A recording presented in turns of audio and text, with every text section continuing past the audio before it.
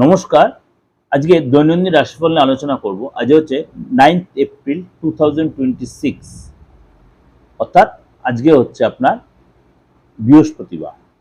সারাটা দিন কেমন যাবে তার আগে বলি, আপনাদের অনেকেই বলছেন দাদা আপনার সাথে যোগাযোগ করতে গেলে কীভাবে করবো। এই যে নাম্বারটা রয়েছে দেখুন একদম খুব ক্লিয়ার করে, এই নাম্বারটা তো আমার হোয়াটসঅ্যাপও আছে। কলিং যদি নাও হয় আপনি হোয়াটসঅ্যাপে লিখে দিন। কিন্তু আপনাকে বারবার বলি, যেটা আপনাদের সবচেয়ে ফ্যাক্টর হচ্ছে যে ডেট অফ বার্থ ছাড়া কি যোগাযোগ করা যায়। আমি তো 100% বলছি সবার যোগাযোগ করা যায়।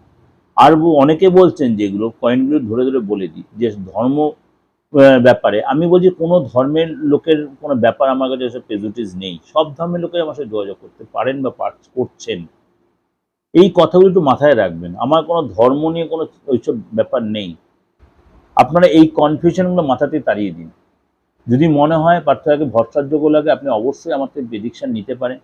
যদি মনে করে আপনি তন্ত্রমতে কোনো প্রতিকার করবেন তাও আপনি নিতে পারেন, কারণ আপনার রোগটা সারানোই দরকার। আমি আপনাকে কীভাবে প্রতিকার দিচ্ছি সেটা আমার দায়িত্ব, আপনার রোগটা সারছে সেটা আপনি বুঝে নিন। চলুন তাহলে জেনে নিন আজকে আপনার রাশিকে। এগুলো বলার উদ্দেশ্য হচ্ছে কেন আপনারা অনেকেই কনফিউশনটা কাটিয়ে উঠতে পারছেন না।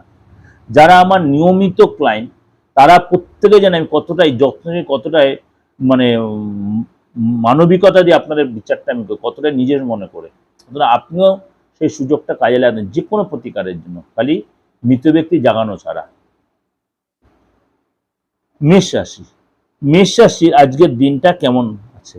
আজকের দিনটা আপনার মানে নিজের চিন্তা ভাবনাটাকে একটু নিজে কন্ট্রোল, ইমোশনটাকে দীর্ঘ সময় ধরে যে কোনো আটকে থাকা কাজ আছে আপনার সেখানে সাকসেস পাবেন।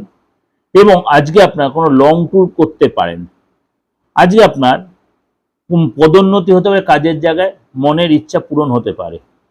আজকে আপনার পদোন্নতি হতে পারে, মনের ইচ্ছা পূরণ হতে পারে। এই সময় আপনার জীবনে একাধিক সূত্র থেকে আয় বা একাধিক সূত্র থেকে অর্থ লাভের যোগাযোগ তৈরি হবে। লাভ লাইফে পার্টনারের সাথে অনেকটা আপনি সময় কাটাবেন, বন্ডিং যথেষ্ট ভালো হবে। জীবনসাথীর সাথে আপনি অনেকটাই অ্যাডজাস্ট করে চলতে পারবেন। পুরনো মতভেদ দূর হবে এবং অনেকটাই উৎসাহ হবে। এবং আপনি আজকে খাওয়া দাওয়ার প্রতি অবশ্যই যত্নশীল হন, নাহলে কিন্তু খাওয়া দাওয়ার জন্য পেটের প্রবলেম, শরীরের প্রবলেম আপনার হতে পারে।